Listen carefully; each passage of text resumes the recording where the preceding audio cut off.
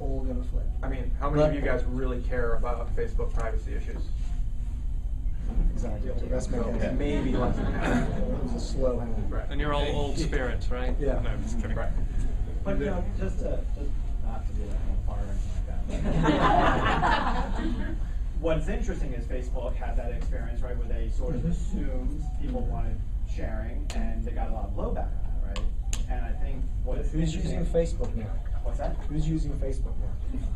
Well, that's what I'm saying. Like, so, and like, you think about Campbell's overall, we work in a lot of different categories, which have a lot of different sort of characteristics about them. But one thing about Campbell's is we are a mature company, and we're pretty new at Facebook. But why are we in Facebook? Because who's on Facebook now? Exactly. And so I think that you talk about trust, and what I would love to hear a little more about is sort of, you know, there was a comment about convergence, right? 10 years ago, it's nothing what we thought it would be. I mean, that's the fact about this stuff too, right? 5, 10 years from now, who knows what's going to be out there?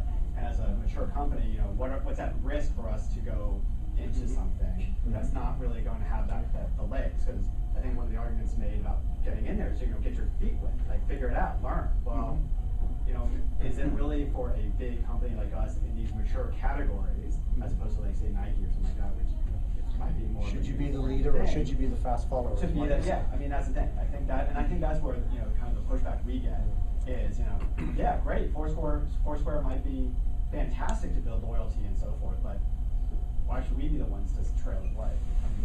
Well, you know,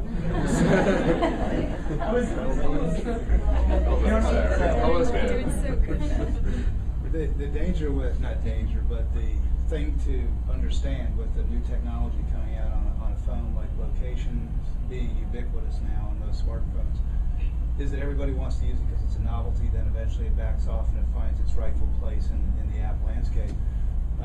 The same thing's going to happen with something they call near field communication, which is, we have a few of the new Google phones in the office because we were just out at the San Francisco office and went down there, and they have this in it, and pretty soon aren't all phones going to have this, and this is basically the ability to use your phone like a wallet, or if you were walking down the aisle in a grocery store.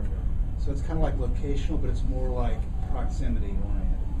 So you can get information about something if you're near it, or you can do a transaction if you're near it. Right, most European networks are rolling it out for transit and also Japan for it's been in Japan for ages, but Is that how that bump application works?